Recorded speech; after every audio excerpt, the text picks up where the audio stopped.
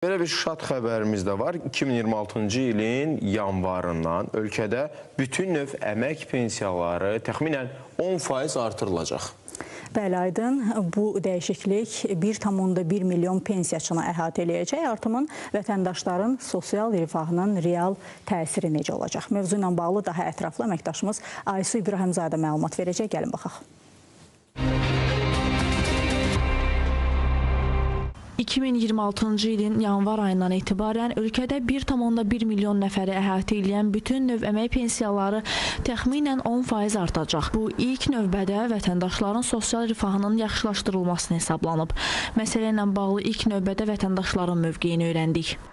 Əlbəttə artmalıdır. Qiymətlər artır, pensiyalar çatmır. Artımı lazımdır, vacibdir. Çünki müəyyən qədər bahaçılıq var.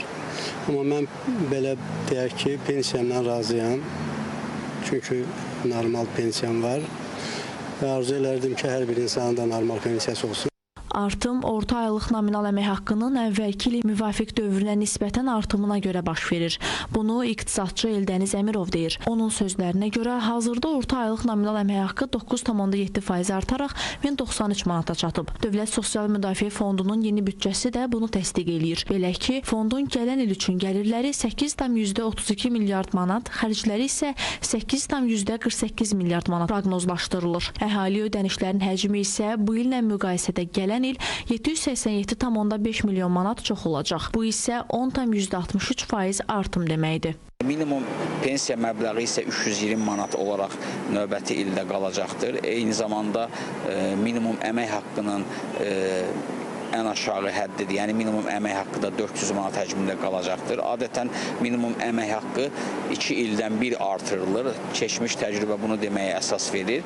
Bu baxımdan düşünürəm ki, minimum əmək haqqının da 2026-cı ildə stabil qalmasına rəğmən 2027-ci ildə isə bir 15% ətrafında artırılaraq 450 manat, 460 manat olma ehtimalı vardır. Millət vəkili Azər Badamov deyir ki, gözlənilən artım vətəndaşların sosial müdafiəsini gücləndirməyə yönəlib. Bu, həm də sosial əhatə dairəsi baxımından əhəmiyyətlidir.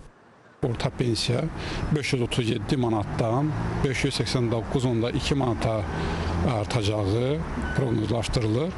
O cümlədən əmək pensiyaları da 9,2% artacağı 2026-cı ildə gözlənilir. Pensiyaların artırılması pensiya alan vətəndaşlarımın sosial rifahına birbaşa müsbət təsir göstərən amildir. Biz bilirik ki, pensiya çıxan insanların gəlir yeri ancaq pensiyada olur və onların alacağı hər bir manat onlar üçün əhəmiyyətli rol oynayır. Azərbaycanın büdcə gəlirləri artdıqca pensiyaların artırılması əsas məsələlərdən biri olaraq qalır. Bu mənada mütəxəssislər hesab edirlər ki, gələcəkdə pensiya və müavinətlərin bir qədər də artırılması diqqətdə saxlanılacaq.